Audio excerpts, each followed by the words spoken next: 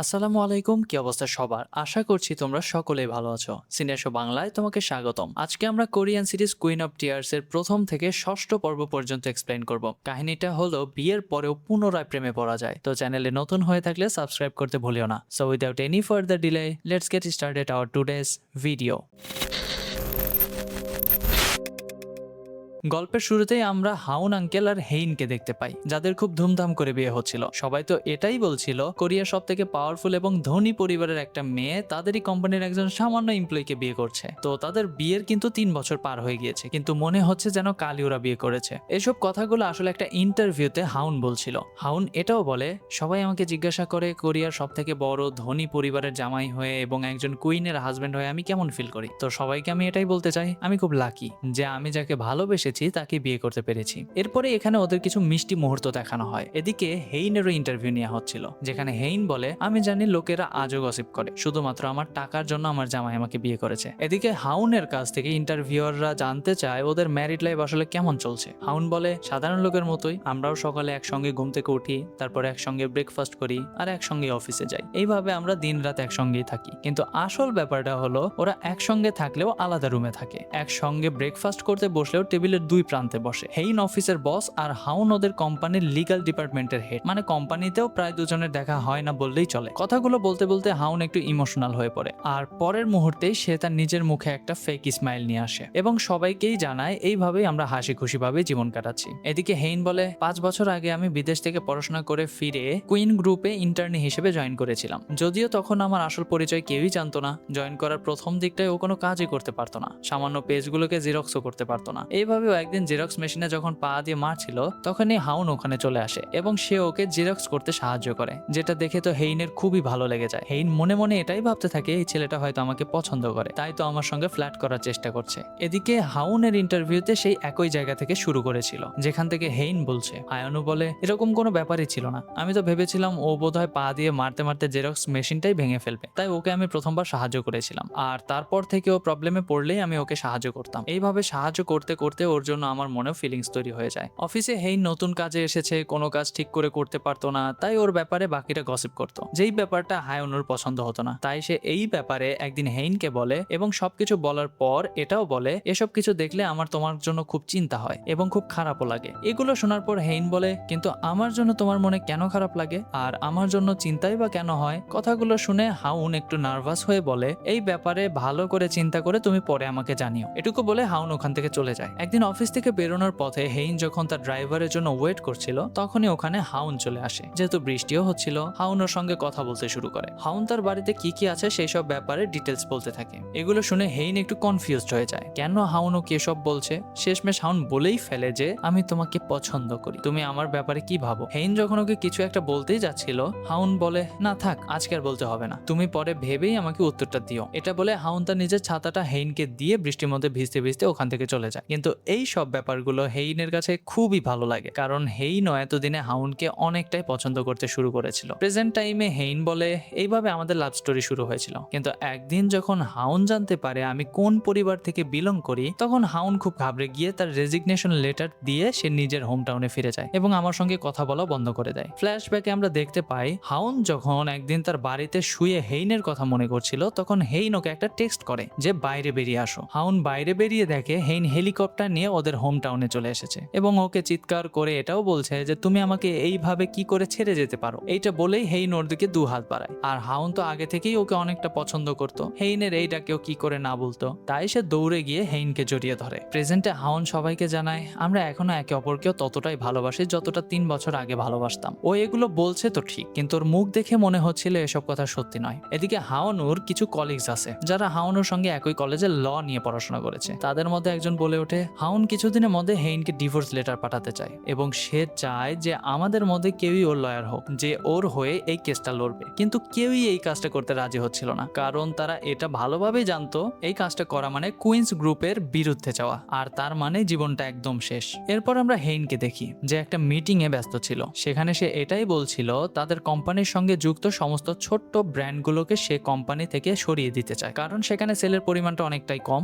তখন হায়ানু বলে, ওইসব ব্র্যান্ডগুলোকে আমাদের কোম্পানি থেকে সরিয়ে দিলে ওরা আমাদের কোম্পানির উপর কেস করতে পারে, তাই আমাদের এরকমটা করা ঠিক হবে না। এটা শুনে হেইন বলে, আমি তো তোমার কাছে কোনো অ্যাডভাইস চাইনি, আমি তোমাকে অর্ডার দিচ্ছি ওই কোম্পানিগুলো বন্ধ করার জন্য। তাতে যদি তারা কেসও করে সেটা সামলানোর দায়িত্ব তো তোমারই, তাই না? তুমি তো লিগ্যাল লিডার হেড। এই কথায় হাউনের খুব রাগ হয়, কিন্তু তবুও সে সবার সামনে হেইনকে ওকে বলে দিয়ে বেরিয়ে আসে। এরপর কোম্পানি থেকে বেরোনোর সময় দুজনের লিফটে দেখা হয়, যেখানে হেইন হাউনকে বলে, সবার সামনেই তোমাকে আমার বিরুদ্ধে যেতে হলো কেন? তুমি কি সবাইকে এটা বোঝাতে চাও আমাদের মধ্যে সম্পর্কটা ঠিক নেই? তোমার এখন অন্য লোকেদের কথা না ভেবে নিজের কাছের মানুষদের কথা ভাবা উচিত। হাউন বলে, তুমি কি তোমার কথা বলছো? তোমার কি মনে হয় এখনো আমাদের মধ্যে ভালো কিছু সম্পর্ক বেঁচে আছে? এতে হেইন আর কিছু উত্তর দেয়নি। রাতে যখন হাউন তার অফিসে বসে ডিভোর্স পেপার রেডি করছিল, তখনই হেইন ওকে টেক্সট করে জানায় ফ্যামিলি রুমে আসতে, যেখানে যাওয়ার ইচ্ছা হাউনের না থাকলেও হাউন যায়। এখানেই আমরা জানতে পারি হাউন আসলে তার শ্বশুর বাড়িতে করফা অর্থাৎ ঘর জামাই হিসেবে থাকে। হাউন আজকে দেরি করে পৌঁছেছে, তাই তার শাশুড়ি মা তাকে অনেক কথা শোনায়। এরপর সে হাউন এবং হেইনকে এটাও বলে যে তোমরা এবার একটা বেবি প্ল্যানিং করো। তোমরা যদি একটা বেবি নিয়ে নাও, তোমাদের ব্যাপারে যে গসিপ গুলো ছড়াচ্ছে সেগুলো আর থাকবে না। হেইনের মা হাউনকে এটাও বলে, তোমাদের বেবি হওয়ার পর তুমি 2 বছরের জন্য এমবিএ করতে চলে যাবে। যেটা শুনে হাউন বলে, আমি আপনাকে কতবার বলেছি আমার এমবিএ করার কোনো ইচ্ছেই নেই। হেইনের মা বলে, তুমি কি করবে আর না করবে সেটা আমি ঠিক করে দেবো। এইসব কিছু শুনে হাউনের অনেকটাই খারাপ লাগে। তার তো আরো বেশি খারাপ লাগে তখন যখন সে দেখে হেইন এইসব কিছু শোনার পরেও চুপ করে বসে আছে। এরপর ওরা যখন রুমের দিকে যাচ্ছিল, তখন হাউন হেইনকে বলে, তোমার কি মনে হয় আমাদের মধ্যে এখন যেমন চলছে তার উপরেও আমাদের বেবি প্ল্যানিং করা উচিত? এটা শুনে হেইন বলে,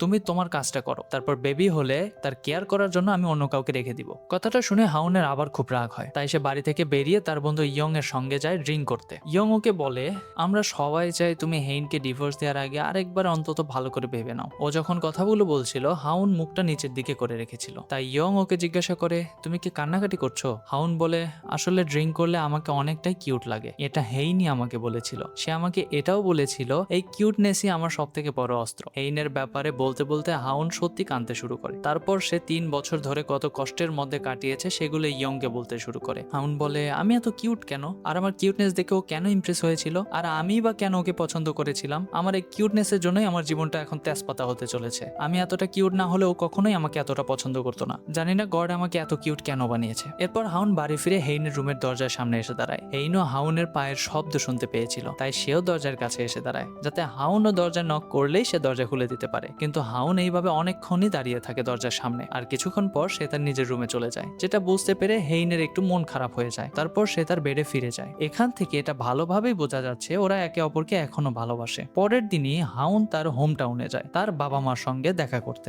এখানে আমরা জানতে পারি ওর বাবা মা আসলে কৃষক। তারা হেইনের ব্যাপারেও জিজ্ঞাসা করে, তখন হাউন বলে ও ব্যস্ত আছে। এতদিন পরে নিজের বাড়ি ফিরে এবং নিজের মায়ের হাতের রান্না খেয়ে হাউন অনেকটাই খুশি হয়ে যায়। রাতে হাউন তার বাড়ির সবাইকে জানিয়ে দেয় যে সে হেইনকে ডিভোর্স দিতে চলেছে, যেটা জেনে ওর বাড়ির লোক ওকে বোঝাতে শুরু করে। হাউন বলে, আমি এই ব্যাপারে অনেক ভেবেছি এবং ভেবেচিন্তে এই ডিসাইড করেছি যে আমি ওকে ডিভোর্স দেবো। এটা বলে সে আবার হেইনের বাড়িতে ফিরে যায় এবং ডিভোর্স পেপারটা নিয়ে হেইনের রুমে যায় আর হেইনকে বলে, আমার তোমাকে কিছু বলার আছে। হেইন বলে, আমারও তোমাকে কিছু বলার আছে। আজকে আমি ডাক্তারের কাছে গিয়েছিলাম, ডাক্তার বলেছে আমার হাতে আর মাত্র 3 মাস সময় আছে, আর তারপরেই আমি মারা যাব। এরকম একটা পরিস্থিতিতে হাউন আর ডিভোর্সের কথাটা বলতে পারেনি। কিছুক্ষণ পর হাউনের মুখে একটা কান্না ভাব চলে আসে এবং সে হেইনকে বলে, তুমি আর মাত্র 3 মাস বাঁচবে, কিন্তু আমি তোমাকে ছাড়া কি করে থাকবো? হেইন তখন বলে, তুমি যদি আমাকে ছাড়া বাঁচতেই না পারো তাহলে চলো তুমিও আমার সঙ্গে মরবে। এটা শুনে হাউন শকড হয়ে যায়। হেইন বলে, আগের যুগে একটা নিয়ম ছিল জানো, একটা কাপলের মধ্যে যদি কেউ একজন মারা যায় তাহলে তৃতীয় জনকেও তার সঙ্গে পুড়িয়ে দেওয়া হতো। কথাগুলো শুনে হাউন অনেকটাই ঘাবড়ে যায়। তারপর সে হেইনকে হেসেই বলে, তুমি খুব ভালোই মজা করতে পারো। হাউন ওকে জিজ্ঞাসা করে,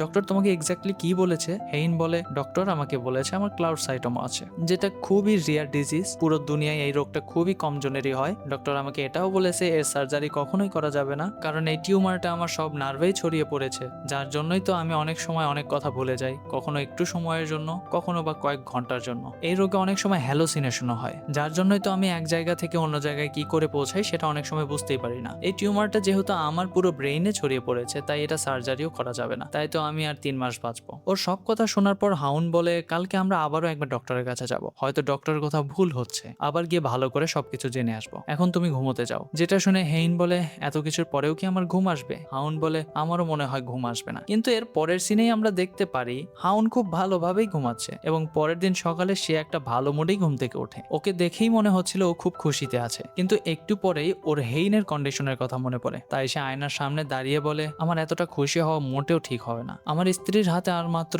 3 মাস সময় আছে, তার মানে আমাকে ডিভোর্স নিতেও হচ্ছে না। এটা মনে করার সঙ্গে সঙ্গেই ওর মুখে একটা হাসি চলে আসে। তো সে তার খুশিটাকে কন্ট্রোল করার অনেক চেষ্টা করে এবং নিজেকে এটাই বোঝাতে থাকে আমার দুঃখ পাওয়া উচিত, এতটা খুশি হওয়া মোটেও উচিত নয়। পরের দিন ওরা দুজন যখন একসঙ্গে ডক্টরের কাছে যাচ্ছিল, রাস্তায় হেইন ওকে বলে, আমার এই কন্ডিশনের ব্যাপারে কেউ যেন না জানতে পারে। হাউন ওকে জিজ্ঞাসা করে, তুমি তোমার পরিবারের লোককেও এই কথা জানাবে না? হেইন বলে, না, আমি জানাবো না। ডক্টরের কাছে ওরা আবারও চেক আপ করায়, কিন্তু সেম রেজাল্টই আসে। হাউন ডক্টরকে জিজ্ঞাসা করতে থাকে, সত্যি কি আমার স্ত্রীর কাছে আর মাত্র 3 মাস সময় আছে? ডক্টর বলে, কতদিন সময় আছে আমি ওইভাবে তো বলতে পারবো না। হাউন বলে, না মানে আপনি এত ভালো ডক্টর, তাই একটু চিন্তা করেই বলুন, সত্যি কি ওর হাতে আর মাত্র 3 মাস সময় আছে? এই 3 মাস কথাটা শুনতে শুনতে হেইন খুবই বিরক্ত হয়ে যায়, তাই সে বাইরে চলে যায়। হেইন বাইরে যাওয়ার পরেও হাউন একই কথা ডক্টরকে বারবার জিজ্ঞাসা করছিল। এই সব কথাগুলো হাউন তার বন্ধু ইয়ংকেও জানিয়ে দেয়। সবকিছু শুনে ওর বন্ধু বলে, যাক, তোমাকে আর তাহলে ডিভোর্স দিতে হবে না। 3 মাস পর তুমি ওই পরিবার থেকে এমনি মুক্তি পেয়ে যাবে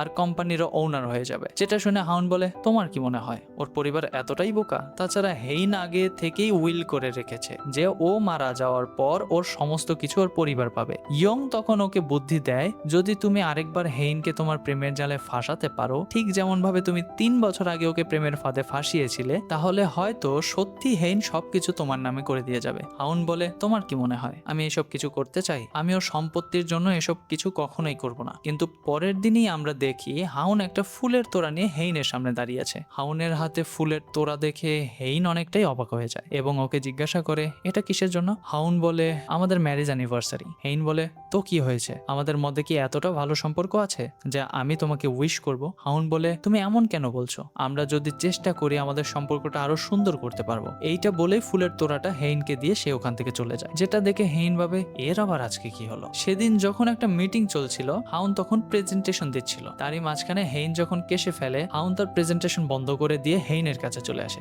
এবং সে ডক্টরকেও ডেকে পাঠায়। সেটা দেখে হেইন বলে, আরে আমার কিছু হয়নি, শুধুমাত্র জল খাচ্ছিলাম, গলায় আটকে গিয়েছিল। এটা শুনে বাকিরা তো হাউনকে দেখতে থাকে। মিটিং এর পর হেইন যখন তার গাড়ির জন্য ওয়েট করছিল, তখন তার একটু ঠান্ডাও লাগছিল, যেটা বুঝতে পেরে হাউন তার কোটটা খুলে হেইনকে দেয় এবং সে তার গালে হাত দিয়ে বলে, তোমার তো ঠান্ডা লেগে যাচ্ছে। এটা বলার পরেই সে হেইনের দুটো হাতকে জামার পকেটে ঢুকিয়ে দেয়। হাউন এসব কিছু কেন করছিল সেটা তো জানি না, কিন্তু এইসব কিছু হেইনের কাছে অনেকটাই ভালো লাগছিল, তাই সে তাকে স্মাইল করতেও শুরু করে। কিছুক্ষণ পরে ওদের গাড়িও চলে আসে। তখন হাউন হেইনকে খুব সাবধানে গাড়িতে বসায় এবং নিজেও তার পাশে বসে যায়। এই সব কিছু হেইনের সেক্রেটারি অনেকক্ষণ থেকেই দেখছিল, তাই ওরা চলে যাওয়ার পর সে বলে, এসব কিছু কেন করছে, তার থেকে বরং একটু ঝগড়াই করে নিত। বাড়ি ফিরে ওরা রাতে একসঙ্গে ফ্যামিলি ডিনারে বসে, যেখানে হেইনের মা হেইনের উপর কেস করার কথা বলছিল। আসলে হেইন তার মায়ের একটা জায়গায় নতুন একটা ডিপার্টমেন্টাল স্টোর বানিয়েছিল। হেইন বলে, কিন্তু এর জন্য তো তুমি আমাকে পারমিশন দিয়েছিলে। হেইনের মা বলে, হ্যাঁ দিয়েছিলাম, তখন কোনো সমস্যা ছিল না, কিন্তু এখন আমার টিমের অনেক সমস্যা হচ্ছে, তাই আমাকে তোমার উপর কেস করতেই হবে। ওদের কথাবার্তা থেকে এটা ভালো করেই বোঝা যাচ্ছে ওদের মধ্যে আসলে কোনো ভালো সম্পর্কই নেই। ওরা শুধু নামেই একটা পরিবার এবং সবাই শুধু টাকার পেছনেই দৌড়। মায়ের কথা শুনে হেইন তো অনেকটাই রেগে যায়। সে এতটাই রেগে গিয়েছিল যে তার হাত কাঁপছিল, তাই হাউন এসে ওর হাতটা ধরে এবং হেইনের মাকে বলে, এই ব্যাপারে লিগ্যাল টিমের লোকেরা আপনার সাথে কথা বলে নিবে। এখন হেইনের শরীরটা খারাপ লাগছে, তাই আমি ওকে নিয়ে যাচ্ছি। ওরা যখন লিফটে যাচ্ছিল, হাউন বলে, তুমি খুব রেগে গিয়েছিলে তাই তোমার হাত কাঁপছিল, আর তোমার বাড়ির লোকেরা যদি এটা দেখতে পেত তাহলে তোমার ওপর ডাউট করতো, কারণ তুমি তোমার রোগের ব্যাপারটা লুকিয়ে রাখতে চেয়েছিলে। যেটা শুনে হেইন বলে, তুমিও তো আজকে তাদের সামনে একটু অন্যরকম বিহেভ করেছো। আজকে প্রথমবার তুমি মায়ের কথার উত্তর দিয়েছো এবং সবার সামনে আমার হাতও ধরেছো। এটা বলে হেইন তার হাতটা হাউনের কাছ থেকে সরিয়ে নেয় এবং সে হাউনকে এটাও বলে, তুমি আগে আমার সঙ্গে যেভাবে বিহেভ করতে তেমনই থাকো, নাহলে সবাই এমনিতেও সন্দেহ করবে। রাতে হাউন তার রুমে বসে কিছু কাজ করছিল আর বারবারই ঘড়ির দিকে তাকাচ্ছিল, কারণ হেইন এখনো বাড়ি ফেরেনি। তার হেইনের কথা ভেবে অনেকটাই চিন্তা হচ্ছিল। এখানেই তার মনে পড়ে, সে যখন ডক্টরকে বারবার জিজ্ঞাসা করছিল হেইনের কাছে আর কতদিন সময় আছে, ডক্টর তখন ওকে বলেছিল হেইনের বাঁচার সম্ভাবনা অনেকটাই কম, কিন্তু চমৎকার সব সময় হতে পারে, মানে অনেক সময় সিরিয়াস পেশেন্টও বেঁচে যায়। ডক্টরের কথা শুনে হাউন অনেকটাই শকড হয়ে যায়, কারণ হেইন বেঁচে থাকলে তো এই পরিবারের সব সময়ের জন্য তাকে আটকা থাকতে হবে। ডক্টরের বলা কথাগুলো মনে পড়তে হাউন এইসব রোগের ব্যাপারে অনেক আর্টিকেল পড়তে শুরু করে, যেই সব কেসে অনেক সিরিয়াস পেশেন্টরাই বেঁচে গিয়েছিল। এইসব কিছু পড়তে পড়তে হাউন ঘুমিয়ে পড়ে। অনেক রাতে হেইন বাড়ি ফিরে আসে। সে আজকের বিহেভিয়ারের জন্য হাউনের কাছে ক্ষমা চাওয়ার জন্য তার রুমে যায়। সে হাউনের কাছে গিয়ে দেখতে পায় হাউন তার রোগের ব্যাপারে বিভিন্ন রকম আর্টিকেল নিয়ে পড়াশোনা করছিল, যেটা দেখে হেইনের আরো ভালো লাগে, কারণ সে ভাবে যে এত কিছু হওয়ার পরও তারপরও হাউন কি করে তাকে ঠিক করবে সেই ব্যাপারে আর্টিকেল নিয়ে পড়ছে। হেইন যখন এইসব কথা ভাবছিল, হাউন ঘুম থেকে উঠে পড়ে। হেইন ওকে বলে, আমি তো ভেবেছিলাম তুমি আমাকে সিম্প্যাথি দেখানোর চেষ্টা করছিলে, বা তোমার আমার কেয়ার করার পেছনে কিছু না কিছু কারণ আছে, কিন্তু এখন আমি বুঝতে পারছি তুমি সত্যি চাও আমি যেন ভালো হয়ে উঠি। তুমি চিন্তা করো না, আমি তোমার জন্য হলেও সুস্থ হয়ে ফিরবো। ওর কথা শুনে হাউন শকড ভাবেই ওর দিকে তাকিয়ে থাকে। হেইন রুম থেকে চলে গেলে হাউন দরজার পাশে বসে পড়ে এবং ভাবতে থাকে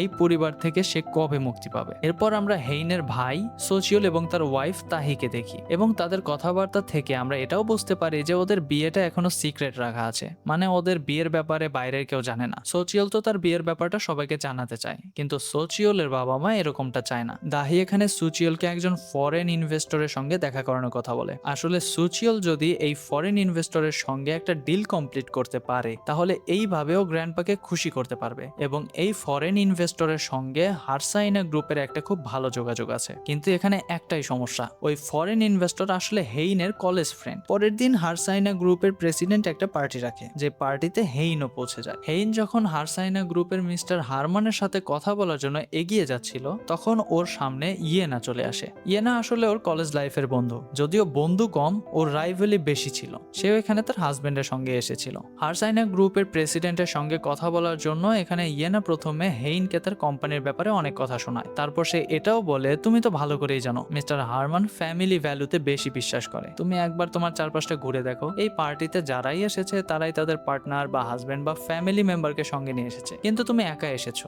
তাই আমার মনে হয় না মিস্টার হারমান তোমার সঙ্গে কোনো পার্টনারশিপ করবে। এইটুকু বলে ইয়েনা চলে যায়। হেইন তখন ওয়াশরুমে গিয়ে হাউনকে কল করে, কিন্তু হাউন বলে আমি এখন ট্রায়ালে ব্যস্ত আছি। এটুকু বলেই ও ফোন কেটে দেয়। ওয়াশরুম থেকে বেরিয়ে এলে ও আরো একবার ইয়েনাকে দেখতে পায়। ইয়েনা ওকে বলে, তোমার লাইফটা আরো বেটার হতে পারতো যদি তুমি কলেজ লাইফে ইয়ং সিয়নের প্রপোজাল অ্যাকসেপ্ট করে নিতে। হেইন বলে, তুমি ওর কথা হঠাৎ কেন বলছো? ইয়েনা বলে, তুমি কি জানো না মিস্টার হারমানের রাইট হ্যান্ড ইয়ং সিয়ন, যে এখন এখানে সাকসেসফুল ইনভেস্টর। হেইন এরপর ইয়ং সিয়ং এর সঙ্গে কথা বলতে যায়। অনেকদিন পরে ইয়ং সিয়ংকে দেখেও একটু অবাক চোখেই তাকিয়ে থাকে। তারপর সে ইয়ং সিয়ং এর কাছে সবকিছু খুলে বলে, আমি হারসাইনা গ্রুপের সঙ্গে পার্টনারশিপে যেতে চাই, আর তুমি আমাকে এই কাজে সাহায্য করো। তখন বলে, আমি তোমাকে কেন সাহায্য করব? তোমার মনে নেই তুমি কলেজে আমাকে কি করে রিজেক্ট করেছিলে? হেইন বলে, তুমি ভালো করে মনে করো, আমাদের কিন্তু খুব একটা ভালো সময় ব্রেকআপ হয়েছিল। কথাটা শুনে ইয়ং সিন স্মাইল করতে শুরু করে। এরপর মিস্টার হারমান যখন সবার সামনে কথা বলছিল, হেইন বারবার করে হাউনকে ফোন করে যাচ্ছিল, কিন্তু হাউন ওর ফোনটা রিসিভ করছিল না। তখনই একটা লোকের সাথে যখন ধাক্কা লেগে হেইন পড়েই যাচ্ছিল,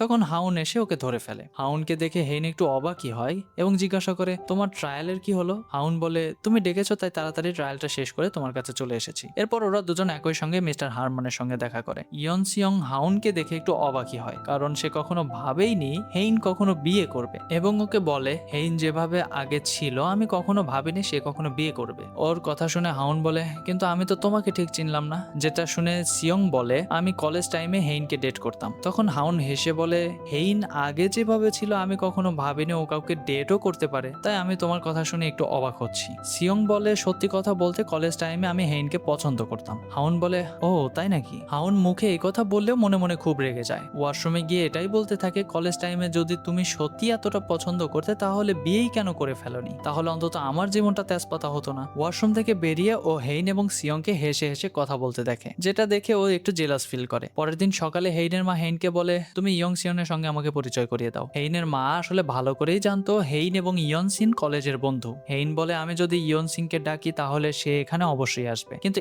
এতে আমার লাভটা কি হবে? তখন ওর মা বলে, আমি তোমার উপর যে কেসটা করে রেখেছি সেটা উইথড্র করে নেব। এটা শুনে হেইনও রাজি হয়ে যায়। পরের দিন সিয়ং এলে ওদের পরিবারের সবাই সিয়ংকে নিয়ে একটা পাহাড়ে হান্টিং করতে চলে যায়। হান্টিং করতে যাওয়ার আগে চেয়ারম্যান সবাইকে সাবধান করে দেয় যে এই এরিয়ায় জঙ্গলি শুকুর পাওয়া যায়, তাই তোমরা একটু সাবধানে হান্টিং করো। যদিও এই পুরো এলাকাটা আমার এবং এলাকাটা চারদিক থেকে ঘেরা আছে, তবু সাবধানে থেকো। তারপর তারা সবাই আলাদা হয়ে চলেছে, যেখানে হাউন এবং হেইন একই টিমে ছিল, কিন্তু হান্টিং করতে করতে তারা এক সময় আলাদা হয়ে যায়। কিছুক্ষণ পর হাউন বুঝতে পারে হেইন তার পাশে নেই, তাই তার হেইনের কথা চিন্তা হতে শুরু হয়। তাই সে হেইনকে অনেকবার ফোনও করে, কিন্তু জঙ্গলে নেটওয়ার্কের প্রবলেম হওয়ার কারণে ফোন যাচ্ছিল না। এদিকে আমরা আরো একটা জিনিস দেখতে পাই, চেয়ারম্যান বলেছিল এলাকাটা তার এবং চারদিক থেকে ঘেরা আছে, কিন্তু আমরা দেখি জঙ্গলি শুকুরকে আটকানোর জন্য যে নেট ছিল সেটাকে কেউ কেটে ফেলেছে। এদিকে হেইন যখন একাই ছিল, হঠাৎ করেই তার হ্যালুসিনেশন শুরু হয়। এটা তার রোগের একটা সাইড ইফেক্ট। হ্যালুসিনেশনের জন্য তার হাত থেকে বন্দুকটা পড়ে যায়। ঠিক সেই মুহূর্তে একটা জঙ্গলি শুকুর ওর দিকে ধেয়ে আসছিল।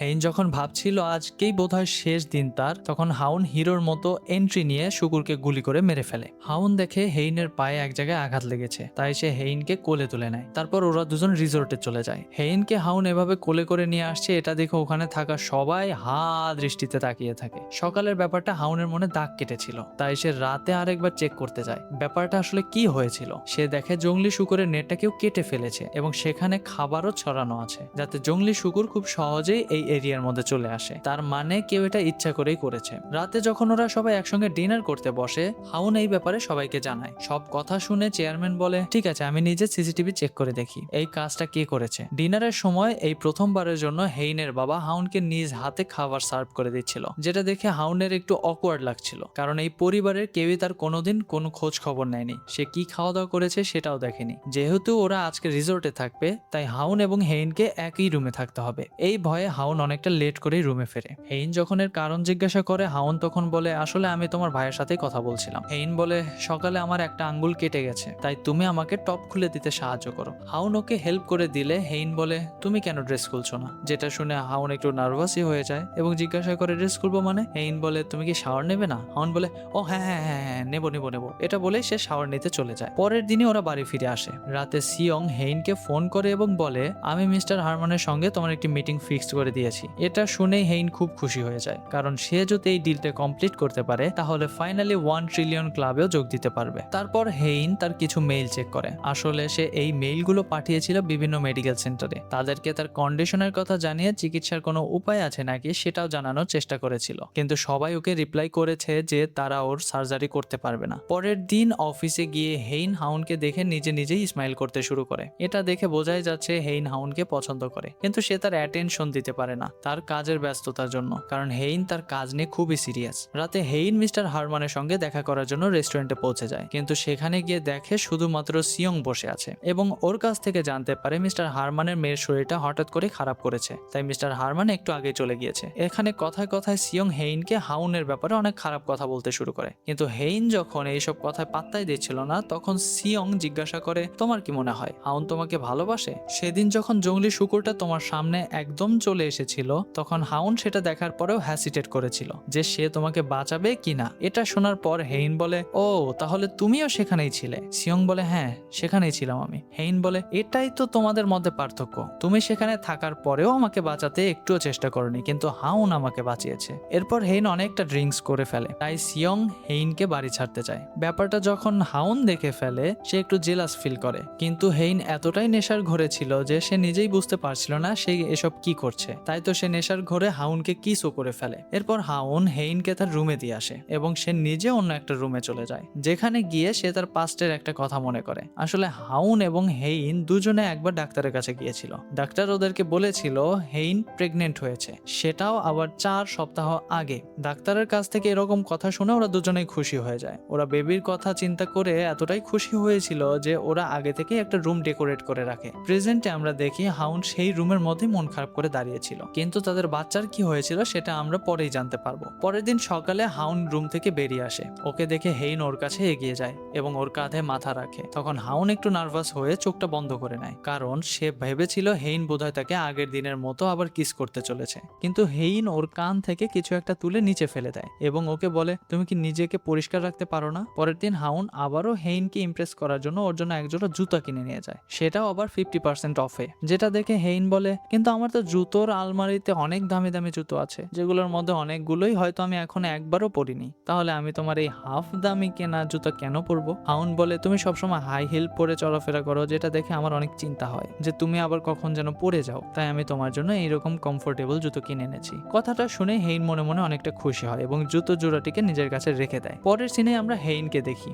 যে সেই জুতোগুলো পরেই কোম্পানিতে আসছিল। ওকে সেই জুতোগুলো পরতে দেখে হাউন অনেকটাই খুশি হয়। হেইন এবং সিয়ন ফাইনালি মিস্টার হারমানের সঙ্গে দেখা করে এবং কথাবার্তা বলার পর মিস্টার হারমান হেইনের সঙ্গে পার্টনারশিপে যেতে রাজি হয়ে যায়। এতে হেইন অনেকটাই খুশি হয় এবং এর জন্য সে সিয়ংকে ধন্যবাদও জানায়। রাতে হেইন হাউনকে একটা ফাইল দেয়। ফাইলটা খুলে হাউন দেখে এটা একটা রিসার্চ পেপার এবং সেখানে ইউরোপের one of the best medical hospital research report ছিল। হেইন ওকে বলে, তুমি একদম ঠিক দেখেছো, ওরা আমাকে বলেছে আমার সার্জারি করতে পারবে। হাউনও এতে অনেকটা শকড হয়ে যায়। হেইন বলে, তারা আমাকে এটাও বলেছে আমার ঠিক হওয়ার সম্ভাবনা 50%-এরও বেশি। এতে হাউন আরো অবাক হয়। তখন হেইন বলে, আমি জানতাম এই নিউজটা শুনলে তুমি অনেকটাই খুশি হবে, কারণ তুমি সবসময় আমার পাশে আছো আর ছিলে আর থাকবে। এগুলো জানতে পেরে হাউন এতটাই ফ্রাস্ট্রেটেড ছিল যে সে পাশের একটা মাঠে গিয়ে চিৎকার করতে শুরু করে। এরপর হাউন তার নিজের রুমে ফিরে গিয়ে এটা ইমাজিন করতে থাকে, হেইন যদি সত্যি ঠিক হয়ে যায় তাহলে ওর পরিবার হাউনের সঙ্গে আর কি কি খারাপ বিহেভ করবে, বা হাউন যদি সামনের থেকে গিয়ে হেইনকে বলে যে আমি তোমাকে ডিভোর্স দিতে চাই, তাহলে হেইন নিশ্চয়ই ওকে গুলি করেই মেরে ফেলবে। এইসব কথা ভাবতে ভাবতে হাউন প্রায় পাগলই হয়ে যাচ্ছিল। এদিকে সিয়ন কুইন গ্রুপের সব থেকে বড় বড় শেয়ার হোল্ডারদের কাছ থেকে শেয়ারগুলোকে কিনে নিয়েছিল। ওর এইসব কাজ দেখে বোঝাই যাচ্ছে সে কুইন গ্রুপটাকে নিজের করে নিতে চায়। একদিন হেইন হঠাৎ করেই হাউনের হোম টাউনে চলে যায়। আসলে ওকে এখানে আসার জন্য হাউনের বোন মিশুন টেক্সট করেছিল এবং এটা বলেছিল, আমার বাবা এই গ্রামের চিফ হওয়ার জন্য ইলেকশনে দাঁড়িয়েছে, তাকে জেতানোর জন্য আমাদের তোমার সাহায্যের প্রয়োজন, তুমি কি একবার আসতে পারবে? তো হেইন মিশুনের টেক্সট পেয়ে হাউনের হোম টাউনে চলে আসে। এসে গ্রামের সবার সামনে নিজের ইন্ট্রোডাকশন দেয় এবং নিজের কোম্পানি থেকে আনা দামি দামি গিফটগুলো গ্রামবাসীকে দিয়ে দেয়, যেটা দেখে ওরা সবাই হাউনের বাবাকে ভোট দিয়ে জিতিয়ে দেয়। এদিকে হাউনের মা হাউনকে ফোন করে জানায় হেইন তাদের বাড়িতে এসেছে, যেটা জানার পর হাউন তখনই তার বাড়িতে চলে যায়। রাতে হেইন যখন হেয়ার ড্রায়ার ইউজ করছিল তখন সেটা ঠিক চলছিল না, যেটা দেখে হাউনই তার চুলগুলো শুকাতে সাহায্য করে। এভাবে ওরা দুজন অনেকটা ক্লোজ হয়ে গিয়েছিল আর তাদের হার্টবিটও বেড়ে গিয়েছিল। নার্ভাস হয়ে হাউন বাইরে চলে আসে এবং সারা রাত খুব ড্রিঙ্কস করতে থাকে। এদিকে হেইন ওর জন্য অপেক্ষা করতে করতে সারা রাত না ঘুমিয়ে কাটিয়ে দেয়। পরের দিন সকালে ওরা দুজন একসঙ্গে আবার হেইনের বাড়িতে ফিরে যায়। বাড়ি ফিরে ওরা জানতে পারে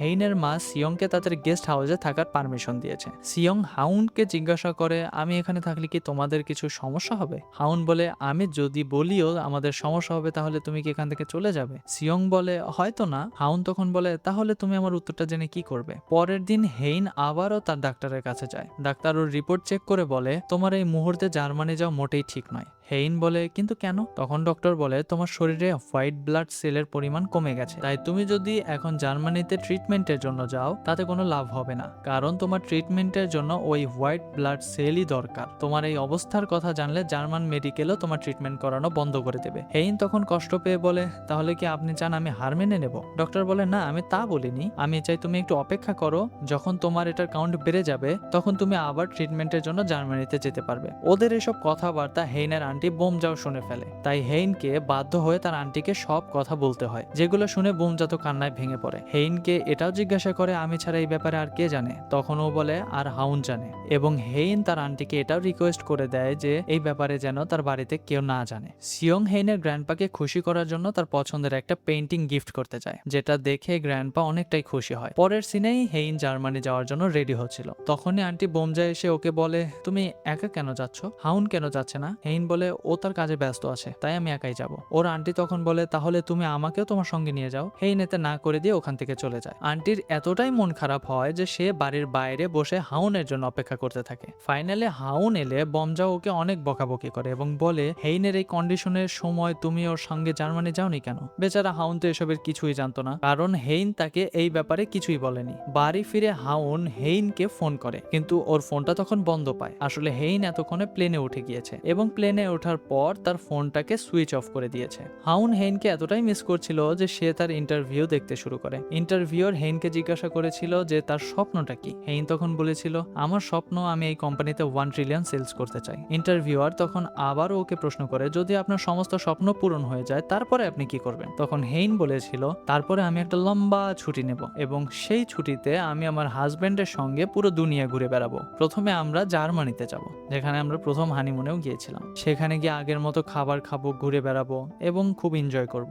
এইসব দেখে হাউন অনেকটা ইমোশনাল হয়ে পড়ে এবং সে বুঝতে পারে সে এতদিন হেইনকে কতটা ভুল বুঝে এসেছে, কারণ হেইন এই কথাগুলো মন থেকেই বলেছে। শুধুমাত্র ওরা দুজন নিজেদের কাজে ব্যস্ত থাকে, তাই তারা নিজেদেরকে সময় দিতে পারে না, আর এভাবেই ওদের মধ্যে অনেকটা দূরত্ব তৈরি হয়ে গিয়েছে। হাউন তার ভুলটা বুঝতে পেরে পরের দিনই জার্মানির উদ্দেশ্যে রওনা দেয়। এদিকে জার্মানিতে হেইন যখন ডক্টরের কাছে যায়, ডক্টর ঠিক একই কথা বলে যেমনটা কোরিয়াতে তাকে তার ডক্টর বলেছিল।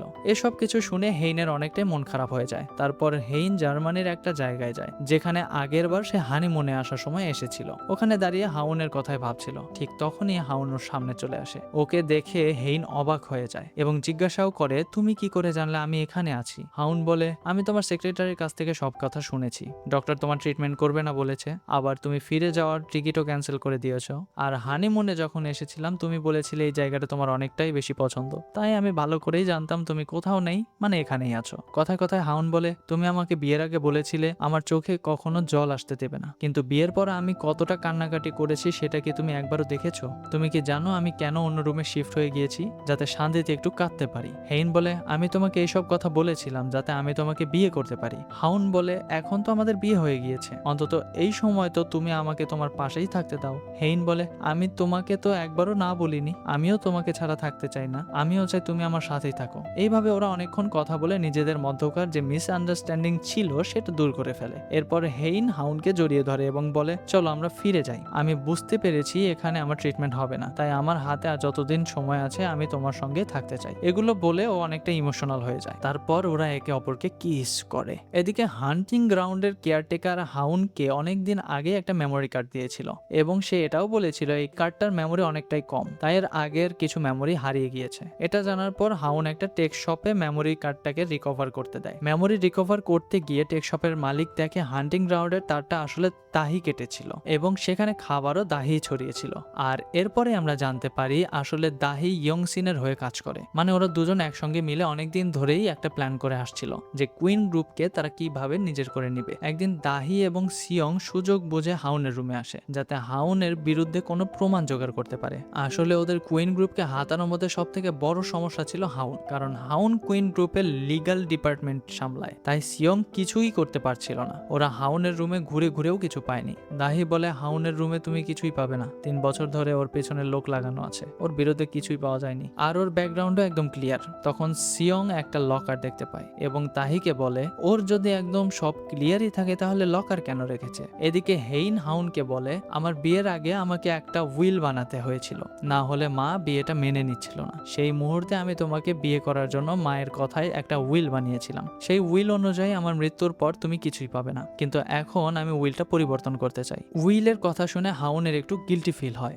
কারণ সে বোকার মতো একবার সম্পত্তি পাওয়ার লোভে ইয়ং এর কথায় অনেক কিছুই করেছিল এবং সেটা করা যে কত বড় ভুলও হয়েছে ও এখন সেটা বুঝতে পেরেছে। কিন্তু এখন ওর সম্পত্তিতে কোনো রকম ইন্টারেস্ট নেই, সে শুধু চায় হেইনের সঙ্গে থাকতে। তাই সে হেইনকে বলে, তুমি উইল চেঞ্জ করতে চাইলে করতে পারো, কিন্তু সেটা তুমি পুরোপুরি সুস্থ হওয়ার পর করবে। কথাটা শুনে হেইন অনেকটা খুশি হয়ে যায়। আর খুঁজতে খুঁজতে সিয়ং হাউনের টেবিলে সেই টেক শপের কার্ডটা পেয়ে যায় যেখানে হাউন তার মেমোরি কার্ডটাকে ঠিক করতে দিয়েছে। এখানে আমরা এটাও জানতে পারি দাহি আসলে সুচিওলকে পছন্দ করে না। এই পরিবারের মধ্যে সুচিওলকে পটানো সব থেকে সহজ ছিল, তাই সে সুচিওলকে মিথ্যে প্রেমে জালে ফাঁসিয়ে বিয়ে করেছে। পরের দিন সকালে হেইন হাউনকে বলে, আমার কাছে একটা গুড নিউজ আছে, আর সেটা হলো জার্মানির ডক্টর আমার ট্রিটমেন্ট করতে রাজি হয়ে গিয়েছে। এখানে আমাদের একটা ফ্ল্যাশব্যাক দেখানো হয়, আর এখানে এই পাশের একটা ঘটনা থেকে জানতে পারি ডক্টরও ট্রিটমেন্ট করতে রাজি হয়েছে। তো হাউনের কথায় আসলে ডক্টর হেইনের ট্রিটমেন্ট করানোর জন্য ওর কাছ থেকে 1 ট্রিলিয়ন ওন নিয়েছিল। তো হাউন ডক্টরকে বলেছিল, তুমি যদি এখন ট্রিটমেন্ট না করাও তাহলে আমি তোমার উপর ফ্রড কেস করে দিব। ডক্টর তখন ওকে বলেছিল, কিন্তু এতে অনেক রিস্ক আছে। হাউন বলে, যতই রিস্ক থাকুক আমরা তো একবার চেষ্টা করে দেখতেই পারি। প্রেজেন্টে হেইন এইসব কথাগুলো বলতে বলতে অনেকটাই খুশি হচ্ছিল, আর ওকে খুশি দেখে হাউন অনেকটা খুশি হয়ে যায়। সেদিন হেইনের গ্র্যান্ডপা হেইনকে বলে, আমাদের কোম্পানির ফাইন্যান্স ডিপার্টমেন্টের হেড আমাদের অনেকগুলো টাকা মেরে দিয়েছে, কিন্তু সব থেকে বড় সমস্যা হলো এই নিউজটা বাইরে কেউ একজন লিক করে দিয়েছে, যেটা কুইন্স গ্রুপের রাইভালরাও জেনে গিয়েছে। এর ফলে তাদের কোম্পানির অনেক বড় ক্ষতি হতে পারে। সবকিছু শুনে চেয়ারম্যান খুবই রেগে যায় এবং এটাও বলে, কে এই নিউজটা লিক করেছে তাকে খুঁজে বের করো। এদিকে চেয়ারম্যানের গার্লফ্রেন্ড শিওলি চেয়ারম্যানের সঙ্গে গো খেলার বাহানায় তার টেবিলের তলায় লাগিয়ে রাখা ট্রান্সমিটার ইচ্ছে করে চেয়ারম্যানকে দেখিয়ে দেয়, যেটা দেখে চেয়ারম্যান অনেকটাই রেগে যায়। তো রেগে সে বাড়ির সব মেম্বারদের রুম চেক করার কথা বলে। রুম চেক করতে গিয়ে ওরা হাউনের রুমের ড্রয়ার থেকে এই ট্রান্সমিটার রিসিভার পেয়ে যায়, যেটা জানতে পেরে বাড়ির সবাই শকড হয়ে যায়। এই সব কিছু ক্যামেরার মধ্য দিয়ে সিয়ং দেখতে পাচ্ছিল। আসলে সে একদিন গ্র্যান্ডপাকে যে পেইন্টটা দিয়েছিল তাতে একটা ক্যামেরা লাগানো আছে। এখান থেকে এটা ভালো করেই বোঝা যাচ্ছে যে এই সব কিছুর পেছনে ইয়নের প্ল্যান ছিল, যাতে সে হাউনকে তার রাস্তা থেকে সরিয়ে ফেলতে পারে। হেইনের মা হেইনকে ফোন করে এসব কিছু জানায়, কিন্তু হেইন এসবের কোনো কিছুতেই বিশ্বাস করে না। সে তার মাকে বলে, এসব কিছু তো অন্য কেউ করতে পারে, আর সেটা ইচ্ছে করেই হয়তো হাউনের রুমে রেখে গিয়েছে যাতে ওরা হাউনকে ফাঁসাতে পারে। তাই তোমরা আগে সিসিটিভি ফুটেজ চেক করো। এটুকু বলেই সে ফোনটা কেটে দিয়ে ফোনটা সুইচ অফ করে দেয়। এরপর সিয়ং একদিন সেই টেক শপে পৌঁছে যায়। টেক শপের মালিককে অনেক টাকা দিয়ে সেই মেমোরি কার্ডটা নিয়ে নেয় এবং সেখান থেকে তাকে অনেক দূরে চলে যেতে বলা হয়। হাউন যখন টেক শপের মালিককে ফোন করে তখন তার ফোন বন্ধ পায়। তাই সে তার বন্ধু ইয়ংকে ওই দোকানে পাঠিয়ে দেয়। ইয়ং ওকে ফোন করে জানায় দোকানটা তো এখন বন্ধ আছে। হাউন বলে আমি ভালো করেই জানতাম এরকম কিছু একটা হবে, এই জন্যই তো আমি আমার গাড়িটা ওই শপের সামনে পার্ক করে রেখেছিলাম। তুমি আমার গাড়ির ড্যাশ ক্যাম থেকে ফুটেজগুলো বের করে আমাকে পাঠাও। এরপর যখন হাউন হেইনের কাছে আসে, হেইন ওকে বলে আমার বাড়িরকে ফোন করলে রিসিভ করার দরকার নেই। এইটা বলে সে হাউনের ফোনটাকেও সুইচ অফ করে দেয়। বমজা অনেকদিন থেকেই শিওহিকে সন্দেহ করছিল, তাই সে শিওহির ব্যাকগ্রাউন্ড চেক করার জন্য একজন ডিটেকটিভ লাগিয়েছিল। ডিটেকটিভদের আনা তথ্য থেকেও জানতে পারে শিওহির আসল নাম সুং হিয়ন। এই তথ্য থেকে বোমজা এটাও জানতে পারে শিওহি যখন 4 মাসের প্রেগনেন্ট ছিল তখন তাকে জেলে পাঠানো হয় এবং জেলে তার একটা ছেলেও হয়। যেসব কথা জেনে বোমজা অনেকটা শকড হয়ে যায়। এদিকে চেয়ারম্যানের নির্দেশে হাউনের রুমে আবারও তল্লাশি নেওয়া হয় এবং খুঁজতে গিয়ে তারা সেই লকারটা থেকে পেয়ে যায় সেই ডিভোর্স লেটার, যেটাতে হাউনের সাইনও করা ছিল। এই ডিভোর্স পেপার দেখে চেয়ারম্যান এবং হেইনের মা অনেকটাই রেগে যায়। হেইন হাউনকে বলে এখন আমার অনেক লাকের প্রয়োজন, কারণ টেস্টের রেজাল্ট কালকে আসবে এবং এই রেজাল্ট থেকেই আমি জানতে পারবো আমি ঠিক হব কি হব না। কথা বলতে বলতে হেইন একটা কাবাবের দোকান দেখতে পায় এবং সে হাউনকে বলে আমি আজকে নর্মাল লোকের মতো এই কাবাবের দোকানে লাইন দিয়ে দাঁড়িয়ে কাবাব খেতে চাই। হাউন বলে ঠিক আছে তুমি লাইনে দাঁড়াও, আমি এক্ষুনি আসছি। এটা বলার পরেই সে দৌড়ে সেই লোকটার কাছে যায় যে লাকি পাতা বিক্রি করছিল এবং সে দোকানের সমস্ত লাকি পাতাই কিনে নেয়। এদিকে চেয়ারম্যানের সেক্রেটারির গেস্ট চেয়ারম্যানকে বলে হাউনের বন্ধু একজন ডিভোর্স লয়ার যে আমাদের রাইভাল কোম্পানিতে কাজ করে। এইসব কথাগুলো গেস্ট ইচ্ছে করেই চেয়ারম্যানের সামনে বলছিল যাতে চেয়ারম্যানকে এটা বোঝাতে পারে এইসবের পেছনে হাউনের হাত আছে। আর সত্যি চেয়ারম্যান এইসব কথাগুলো বিশ্বাসও করে নেয়। সে ভাবে হাউন ওদের পরিবারের ক্ষতি করতে চাইছে, তাই তো সে এই ব্যাপারগুলো ইচ্ছে করে বাইরে লিক করেছে। চেয়ারম্যান তখন সবাইকে বলে ওদেরকে ফোন করে এক্ষুনি বাসায় ফিরতে বলো। এদিকে হাউন সেই লাকি পাতাগুলো কিনে ফিরছিল। এদিকে আমরা হেইনকে দেখি যে কাবাব হাতে নিয়ে হাউনকে খুঁজছিল এবং সে হাউনকে ফোন করার জন্য যখন ফোনটা অন করে তখন দেখে তার মা বাবা অনেকবার তাকে কল করেছে। সে ফোন কলগুলো কেটে দেয়। ততক্ষণে এসে হাউনকেও তার সামনে দেখতে পায়। ওরা দুজনেই রাস্তার দুই প্রান্তে দাঁড়িয়েছিল এবং দুজনেই রেড লাইট আসার অপেক্ষা করছিল যাতে ওরা একে অপরের কাছে যেতে পারে। তখনই হেইনের ফোনে ওর মা একটা টেক্সট পাঠায় যেটা খুলে সে হাউনের তৈরি করা ডিভোর্স পেপার দেখতে পায়। আর এখানেই শেষ হয় আমাদের 6ষ্ঠ পর্ব। পরের পর্বগুলো যদি দেখতে চাও তাহলে নেক্সট লিখে কমেন্ট করো। তোমাদের থেকে ভালো রেসপন্স পেলেই আমরা সাথে সাথে ভিডিও আপলোড করে দিব। আর হ্যাঁ, তোমরা যারা অ্যানিমেশন মুভিজগুলো দেখতে ভালোবাসো তারা আমাদের এই চ্যানেলে গিয়ে ভিডিওগুলো দেখে আসতে পারো। সেখানে আমরা মজার মজার অ্যানিমেশনগুলো এক্সপ্লেন করে থাকি। তো আর দেরি কিসের, ডেসক্রিপশন বক্সে লিংক দেওয়াই আছে, চেক করে নিও আর প্লিজ সাবস্ক্রাইব করে দিও। যাই হোক, ভিডিওটি ভালো লাগলে একটি লাইক, কমেন্ট এবং শেয়ার করতে ভুলো না। এরকম আরো ভিডিও দেখতে চাইলে চ্যানেলটি সাবস্ক্রাইব করে পাশে থাকা বেল আইকনটি অল করে দাও যেন আমি ভিডিও আপলোড করলে তোমার কাছে পৌঁছে যায়। তো দেখা হচ্ছে নেক্সট কোনো ভিডিওতে। ততক্ষণ ভালো থেকো, সাবধানে থেকো, বাই।